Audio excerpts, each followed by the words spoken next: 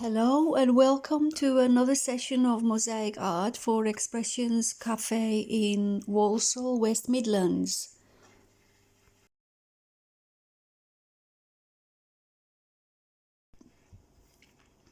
In this week's video, I would like to show you something that I did without thinking about it too much.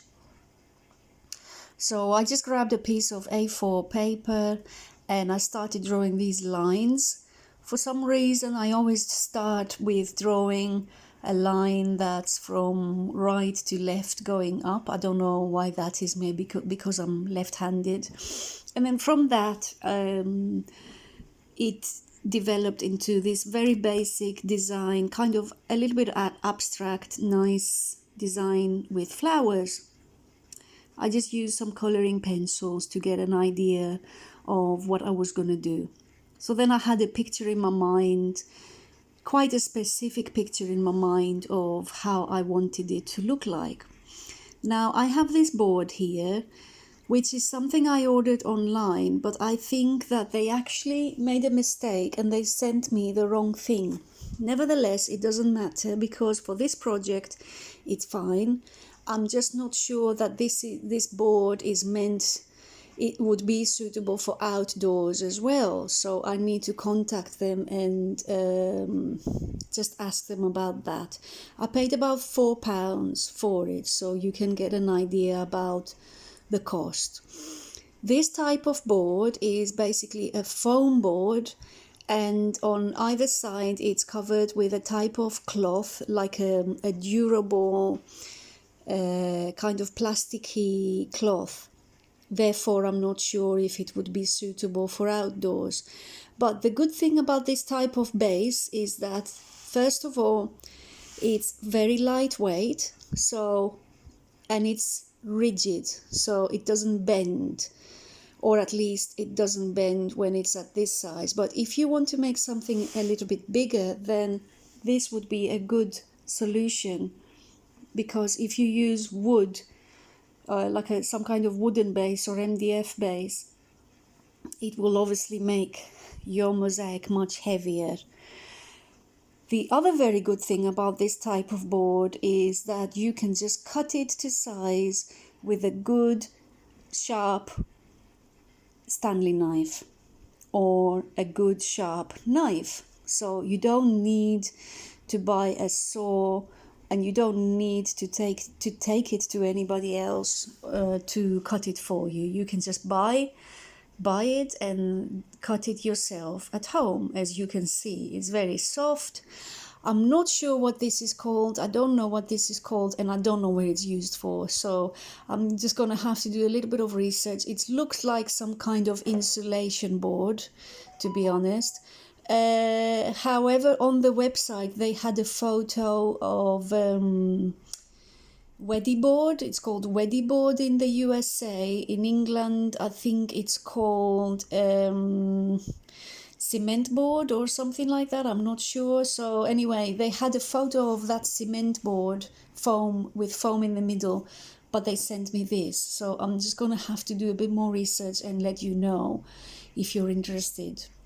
So you just cut your board to size, and it's really great because you can draw on it with a soft pencil or a pen. And if you draw with a pencil, you can rub it out as well. But for this mosaic, I used a old-fashioned carbon paper, which I already had at home.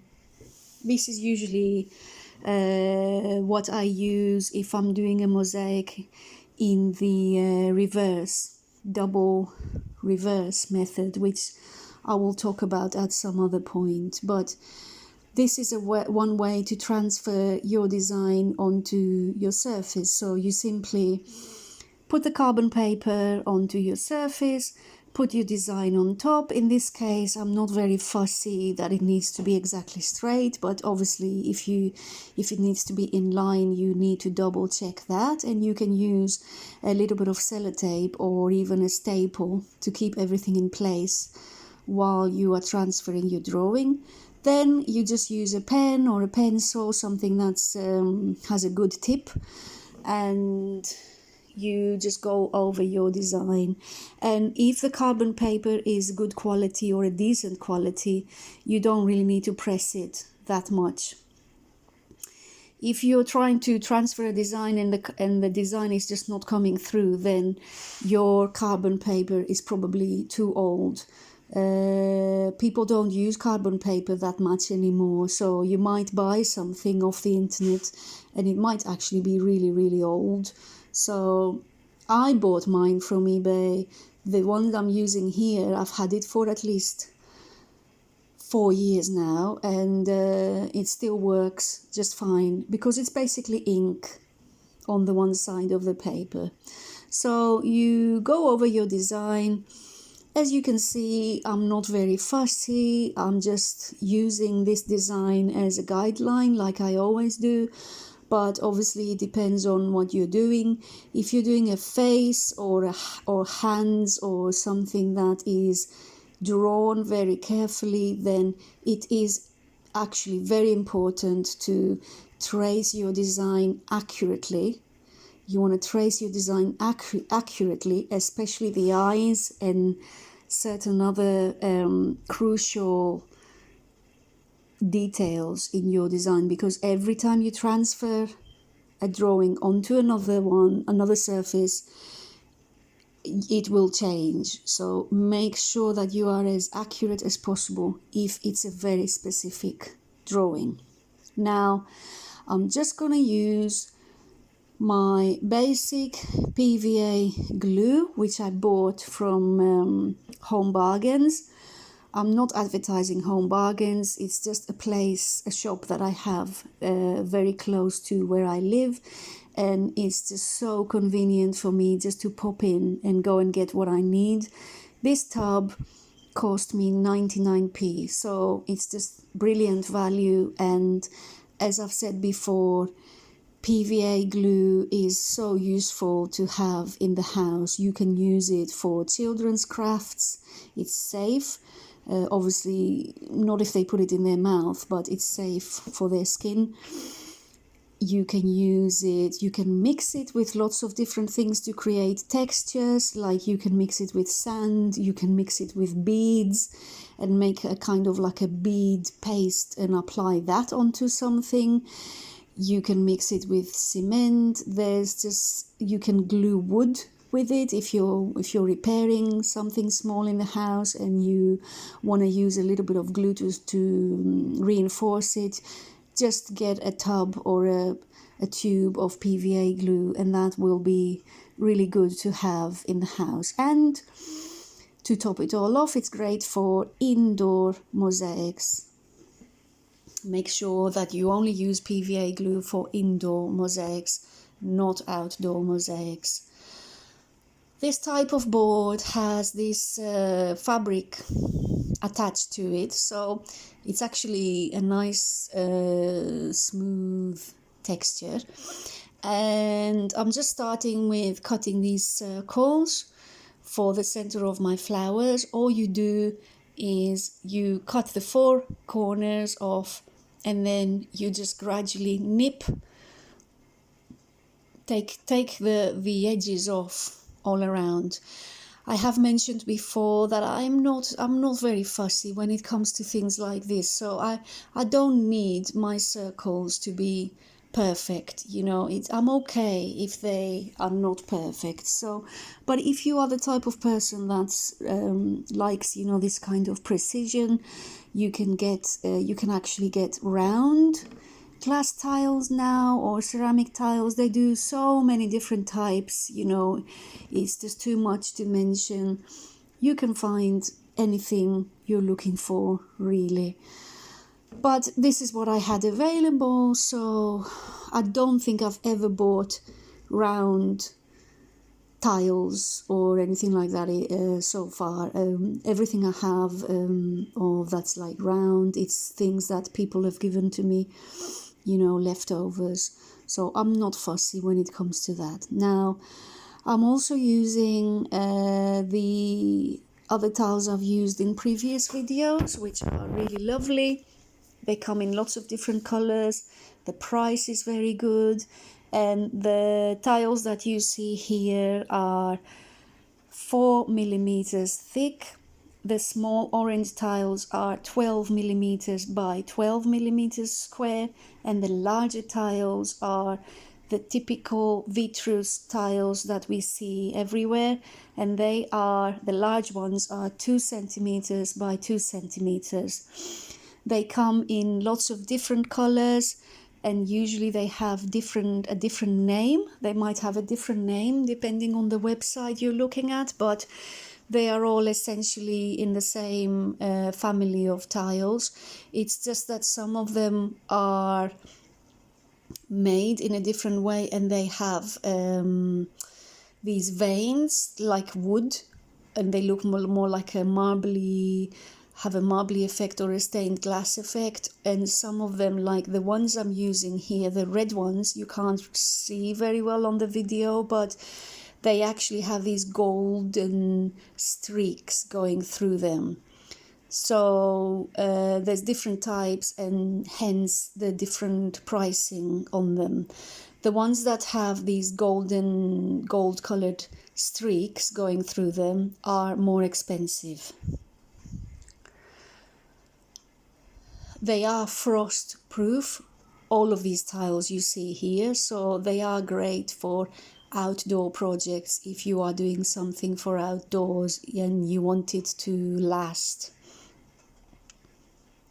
I have to say that personally I have been disappointed sometimes with things that I have used, and they're not always cheaper, but sometimes you just have to make sure that what you're buying is really worth the money and that it's going to last, because you don't want to make something that's, that you're going to give to somebody and it's going to fall apart after a few weeks or after a few months. So it's worth investing in good quality materials.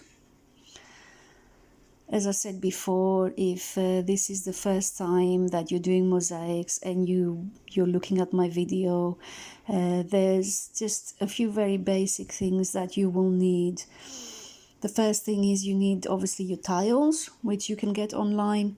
The second thing is a pair of cutters or nippers. In this case, I'm using the wheels nippers, which are really, really good for glass tiles. Yes, they are a bit more expensive, but they are worth the money if this is something you want to do, a few times, not just once.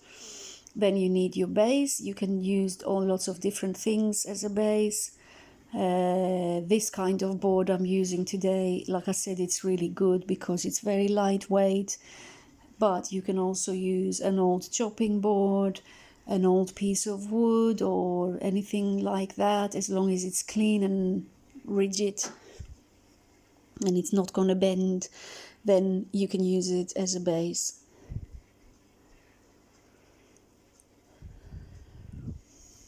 What I'm trying to do here is I'm just trying to create a little bit of shading on my flower.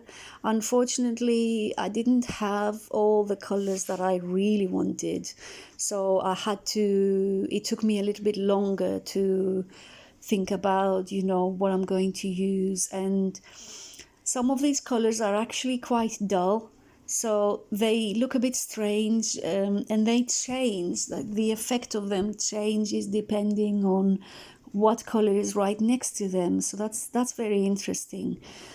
So it is worth applying your tiles onto the surface to see what they look like before you glue anything down.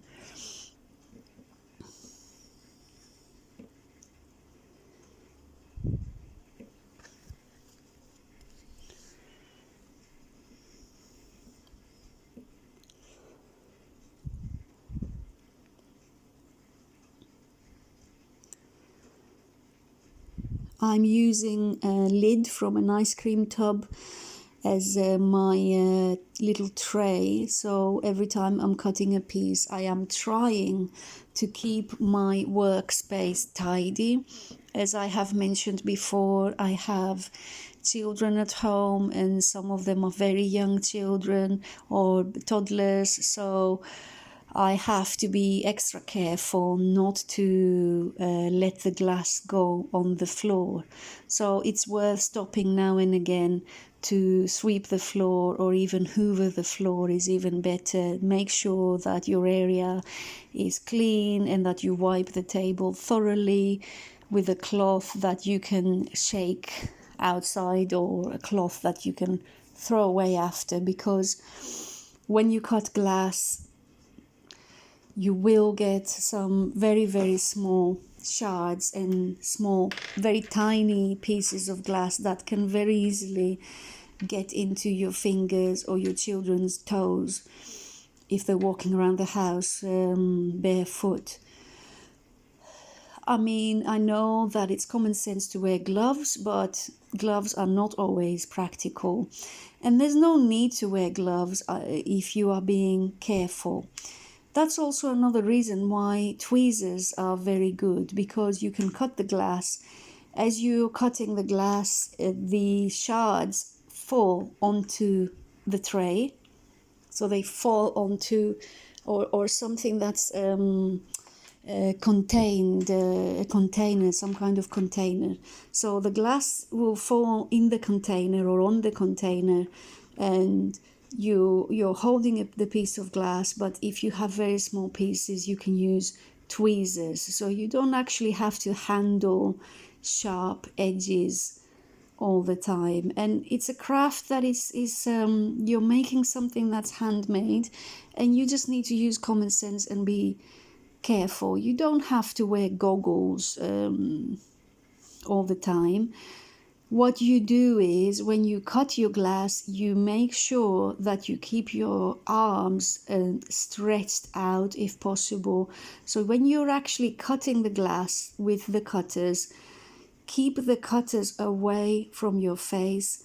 I'm not saying don't turn away, because then you can't see what you're doing, but just keep your face at a distance from the cutters. Don't try to do it really close to your face so that you can see better.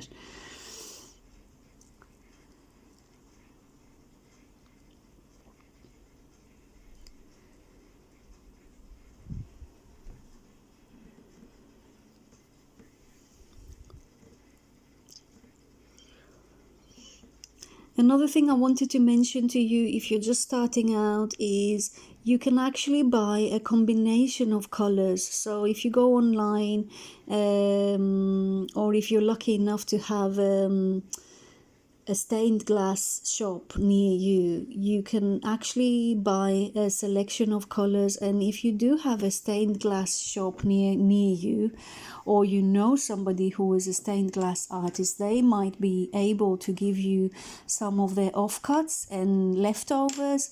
When I first started doing classes in Warsaw, which was a few years ago, I actually had a friend, one of my pupils, that was a stained glass artist, and she gave me a box full of things that she wasn't using. So we agreed on a price, and she gave me all of this glass, to begin with, and it was really, really great, because I had a really nice selection of colors. So it's always worth asking around.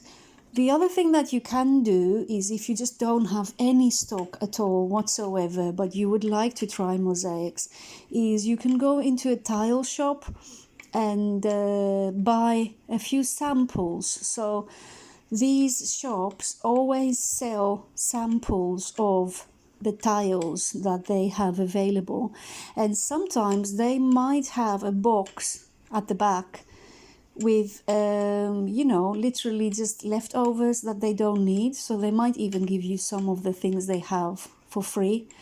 The only problem is that if they give you ceramic tiles that are quite thick, then it's can be a bit difficult to cut them precisely to the size that you want. So you'll have to practice a little bit. The thing with the cutters is that if you want to cut glass tiles, these wheeled nippers, this is how they're called, are really ideal to cut glass. If you are working with ceramic tiles or with marble tiles or natural stone, then you will need the other type of cutters, which are more readily available, and you might see them in front of you if you go to a tile shop. The ones that are with a straight edge. So those are meant to be for ceramic and possibly porcelain tiles as well. For cutting porcelain is more difficult to cut anyway. The other thing you could do is, if you have leftover tiles at home from an old bathroom or something like that, you can throw them all in a strong carrier bag or a double carrier bag. Get the hammer, go outside or on the your front door, by your front door, and smash them. So basically, you just smash the tiles through the bag, and then you can do crazy paving. So you can use all the pieces that you get and just use those to make your very first mosaic.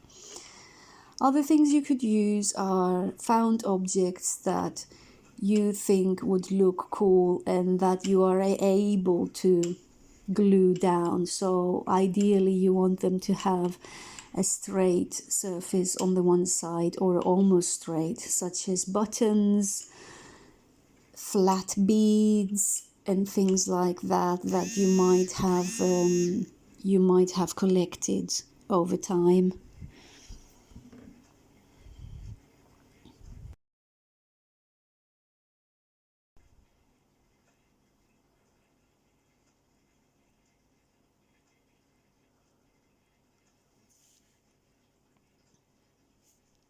Traditionally, mosaics were made with natural materials, things that were found in nature. To begin with, things like pebbles, natural stone, semi-precious stones, and then later on they used things like lead strips to define certain figures in the mosaics, and they also developed glass. Well, they were not glass tiles. It was called smalti. It's what we call smalti today. But to begin with, they used things that were found in nature. So lots of different type of stones, and they also used ceramic.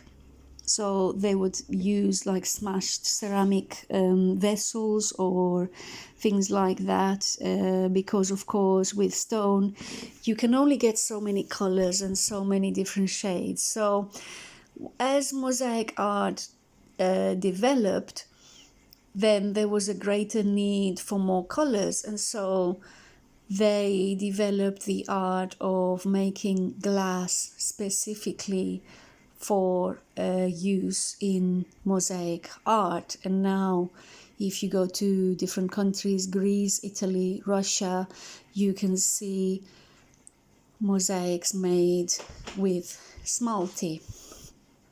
The tiles you see in this video are obviously made somewhere in a factory, but they are also the very, very good quality. So they are frost proof and it is real glass. Other things that have been used in the past is, like I said, semi-precious stones, shells and other found objects.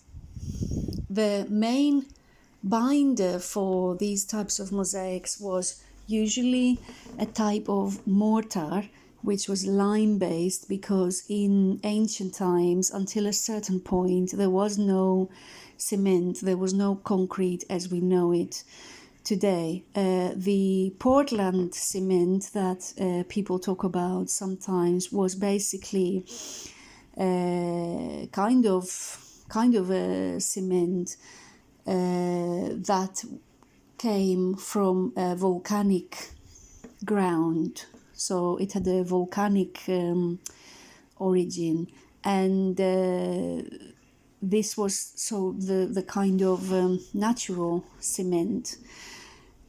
And the mortars they used were a combination of usually lime putty, which is the binder, and then you need your aggregate, which is the part of the mixture that doesn't actually react chemically, but it gives body to your mixture.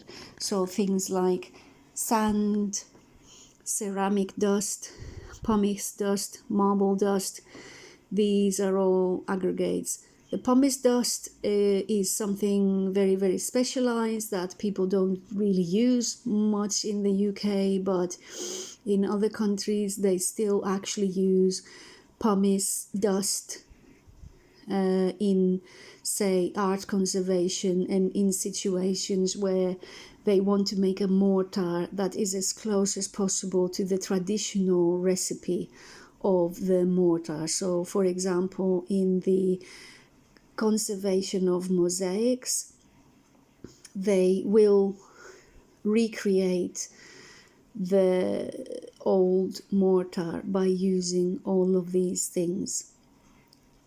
If this mortar is mixed properly and is used properly, then it can really hold the tiles together for centuries, as we know, and hence we can see mosaics all over the world, mainly in Europe, of course.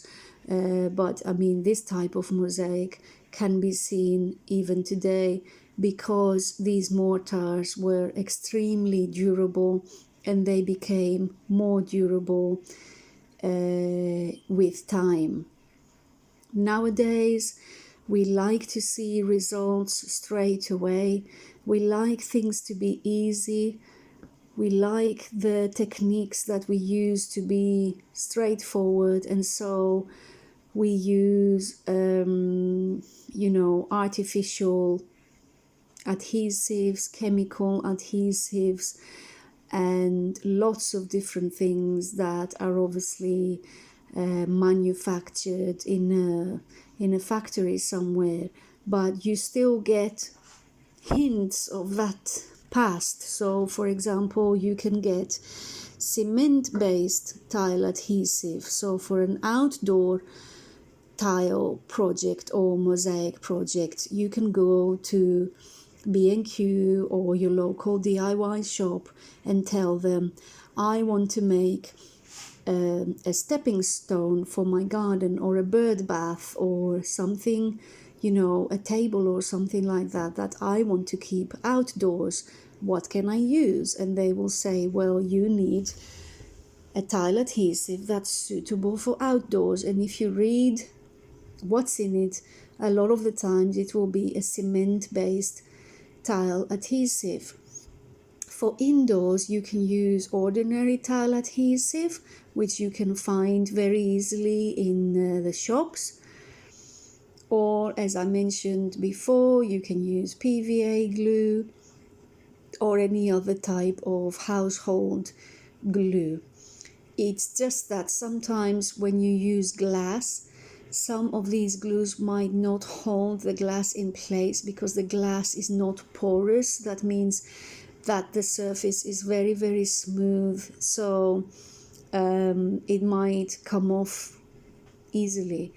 But to be honest, a lot of the glass that we use does actually have a kind of texture to it. So even though it's glass, it's not 100% smooth. So if you use just an ordinary clear glue, it might hold.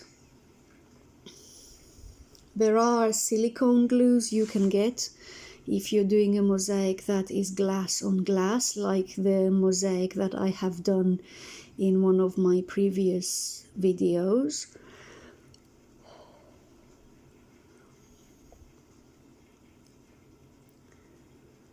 And the same goes for your grout as well. So if you're doing a mosaic that's for outdoors, make sure that you use a grout that is suitable for outdoors, because they're not all suitable. Some of them are obviously designed to be used in bathrooms, but that still doesn't mean that it's okay to use it outdoors, because waterproof is not the same as water resistant. So if you're not sure about all these things, just ask or get in touch with me and I can help you further.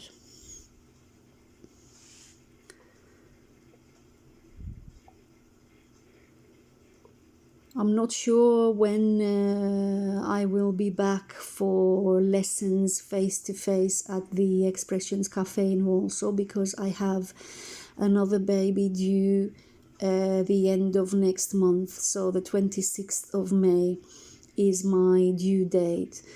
And the cafe, as far as I know at the moment, is still is open for takeaway only, or you can book perhaps a session or some time to go and sit in the new garden, which looks really lovely at the back of the cafe. So it is open for takeaways, but I am not sure when the classes and the courses are going to start again. I believe it's sometime in June.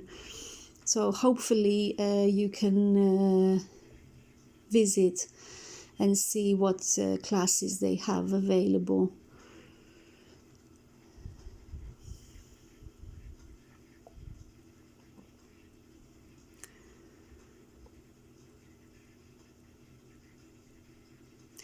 As I've said before in my other videos, is that mosaic art is sometimes called the art of patience, the craft of patience, because as you can see, it takes time to see the results. When you are doing a painting, if say I was doing a painting of this picture, it would have taken me maybe a couple of hours to achieve the effect that I have in my mind. But when you are making a mosaic, it takes longer, and so you need to be prepared. If this is the first time that you're ever doing a mosaic, or you're just thinking, you know, I would like to have a go, start with something small and something very simple. And everybody is different. Some people really enjoy this long process, and some people they just can't sit there for so long. They don't enjoy the process. They just wanted to see the results very quickly. So you'll never really know unless you try, because some people, you'll be surprised. A lot of people that I've worked with in the past, people that have come to my classes, you know, they say, oh, you know, I'm not good at this, I'm no good at art, and then they just create something really beautiful.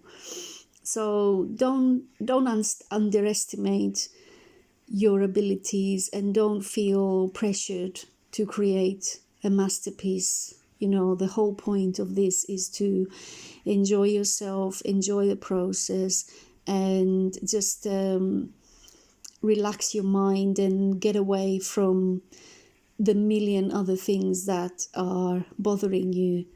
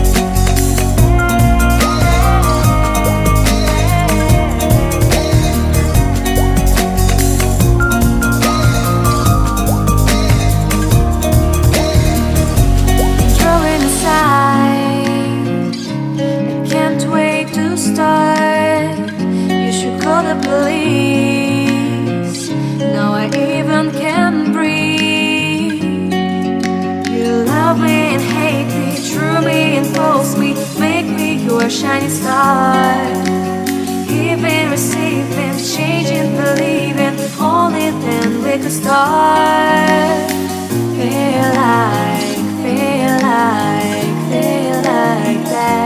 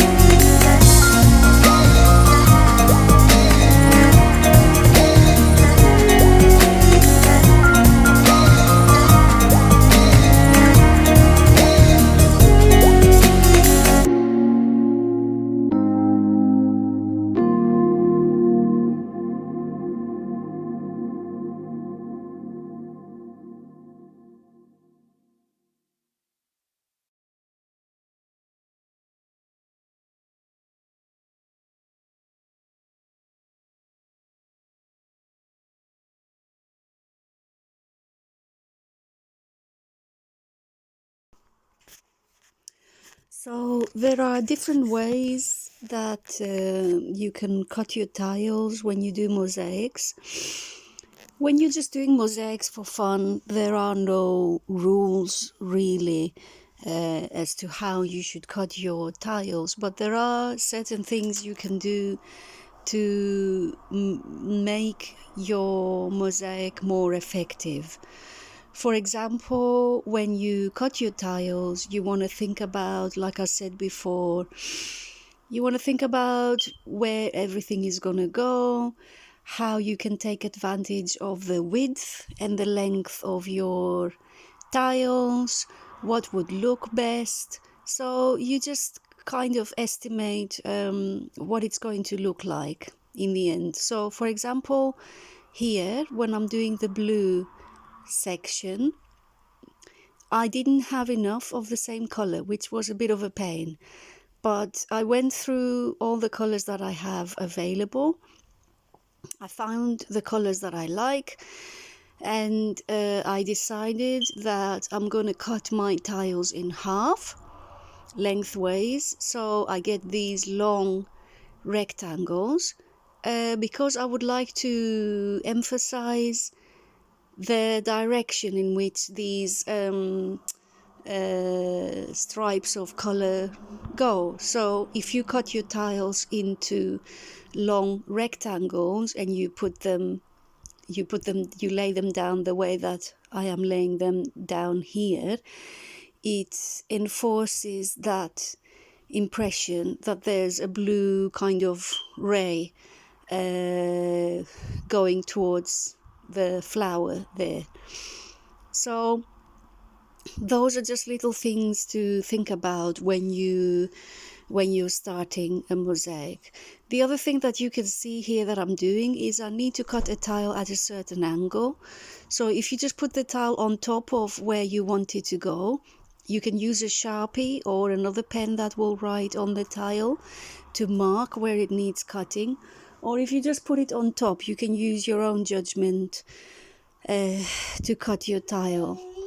Also, so you can take advantage of these wheeled cutters, because when you cut with the wheeled cutters, sometimes they give a little bit of a curve, and you can take advantage of that. You can actually cut some very, very slight curves sometimes, and you can use that to your advantage if you're trying to cut a specific shape. Now, with this mosaic, I have decided that I'm going to grout it in the end. However, I don't want my gaps to be huge. For me personally, huge is like anything more than 1.5 millimeters would be a huge gap for me. So I'm putting my pieces excuse me, I'm putting my pieces quite close together, but I am still leaving enough of a gap so that the grout can go in between. That is something important that you need to keep in mind when you're doing a mosaic, that if you're going to grout, then your pieces don't have to be extremely close to each other, but you still want to have a little gap of at least 1 millimeter or something like that, so that the grout can get through the gaps, especially with these tiles, because they're actually angled all around. You get a gap between the pieces, and you want that gap filled with grout. So if you make sure you have enough of a gap between your tiles, then you can push the grout down with your spatula to make sure that it fills all those gaps underneath the tiles, and that will help, like I said before, it will help to keep everything together. In fact, if you use a tile adhesive that is also a grout at the same time, then that will be perfect for that purpose, because you can use it for grouting, but at the same time it has adhesive properties. Grout in general is not used as an adhesive, so that's another thing to keep in mind. So if you have grout at home, you can't use that as an adhesive. You can only use it basically as a filler to fill in your gaps. But if you buy, it will say on the tub, and you will see it at the next video when I complete this project, hopefully next week, that it will say on the tub tile adhesive and grout, so 2 in 1. If you buy that, then you don't need to buy anything else, because you can just use that to stick your tiles down as well. Also, inevitably, you will have to cut some very small pieces with tiny triangles and things like that, and it can be a bit tricky with this type of tiles, because they have this particular angled surface. But again, with a little bit of practice, you will get it right. And in that case, it helps to use a bit of tile adhesive, because the tile adhesive is like a paste, so that will help to hold those little pieces in place if they don't have a lot of surface at the back of them.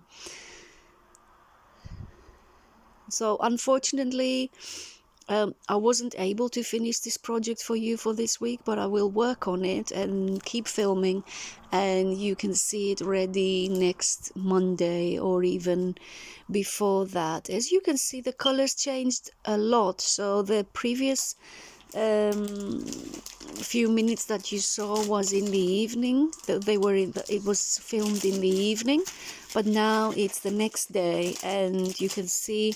Stop this. You can see how different the colors look, and it's can be a bit tricky sometimes. You want to think about, see, that's another thing that is not really a rule, but it will help you if you have basic knowledge of color theory, and even if you don't have any knowledge of color theory, if you just look at your colors and think about the contrast between them. So you want to think about how each color will look with another color next to it.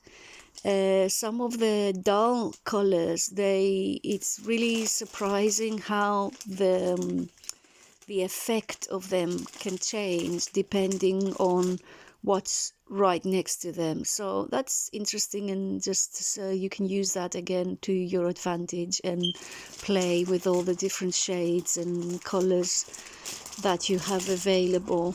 I bought a bag of a mix of these vitreous tiles at some point. So I got a bag, or did I buy two? I can't remember.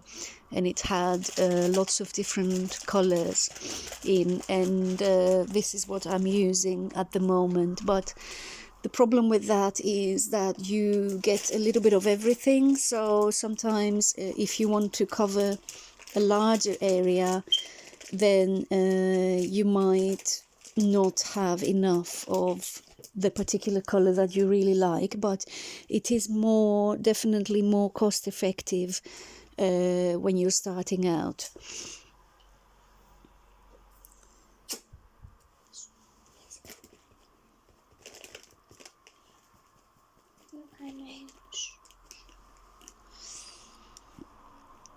It's always better to work in natural light. I mean, that's something that you can also think about, is if you prefer, you can work in the weekend or on a Saturday morning at a time when you are fresh and your mind is clearer and you have beautiful natural light. It's always more tiring when you work with artificial light, and I think that goes for any kind of handiwork or crafts.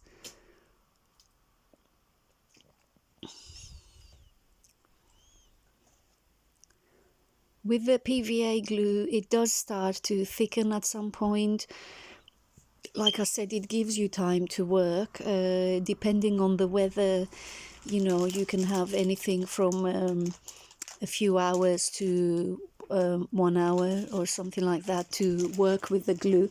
So only put the glue that you need in the areas that you need. Don't cover the whole surface with glue.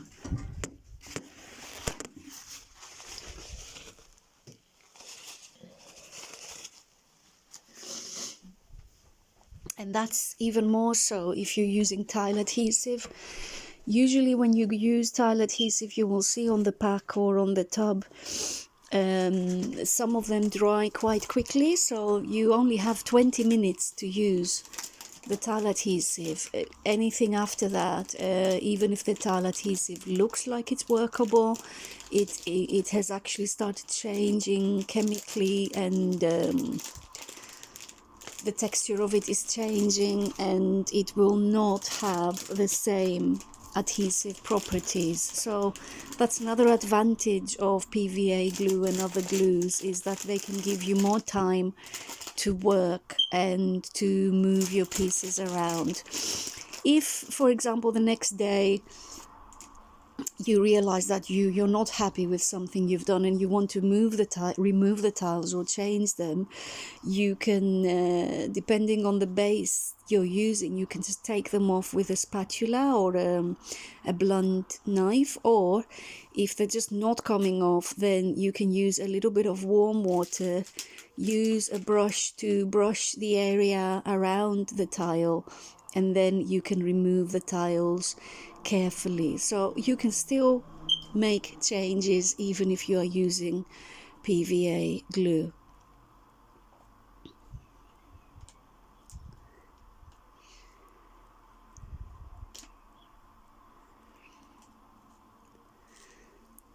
I think it's important to use colors that you really like, and if you buy tiles that you really like, that will inspire you to create something unique. And I think that shows in your work, in every person's work. It shows if you are doing something half-heartedly, or if you've really put your heart into it.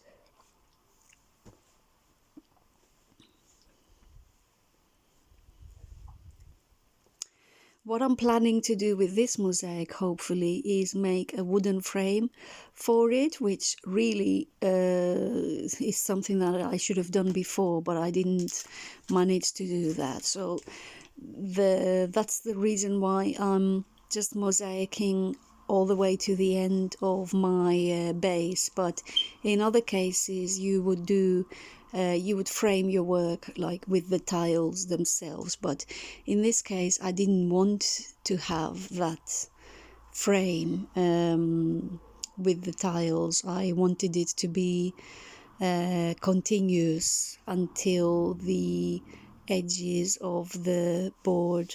So every project is different, and every project will present new challenges, and obviously it's an opportunity to put more ideas to the test. So this one, we'll see how it turns out, but overall what I've done so far I am happy with. I've had to change the colors, like I said, because I didn't have enough. And you can see here the lines that I was talking about, that ideally you want to cut vertically to the lines that you have at the back. In some cases you can actually cut them in the middle, in between those lines, but in this case I decided I'm going to cut all of them vertically, which means that the streaks that you get, the this grain that I get in the red is vertical, but that doesn't bother me in this case. So if you have a look at my video of the Moroccan table, which is still work in progress, I was careful to cut the tiles in such a way that the grain or those grains or those streaks on the surface of the tiles, they were all going in the same direction. That's what I was trying to achieve. But in this case, I'm not bothered which way the grains are going, so I'm just cutting them vertically to the indentations that you see at the back of the tile. I've got a couple of darker ones in there as well, so I'm going to use them as well for this red area. I hope you have enjoyed watching this video and that you have learned something from it. Hopefully you will see the finished project next week. I can't promise 100%, but I will do my best. And I hope it has inspired you just to try something different. I hope you enjoy the weather and spend time outdoors as much as possible, even if it's just going for a little walk, and maybe you can take some pictures, and you never know, maybe one of those pictures will inspire you to do your own design and create your own unique mosaic. So that's something that you could do as well.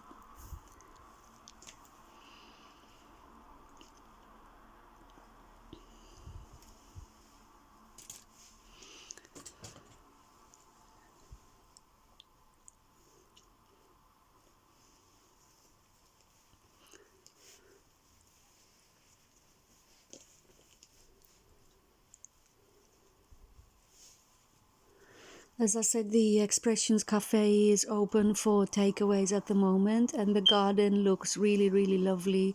So on a sunny day, you can visit and have a slice of cake with your cup of coffee.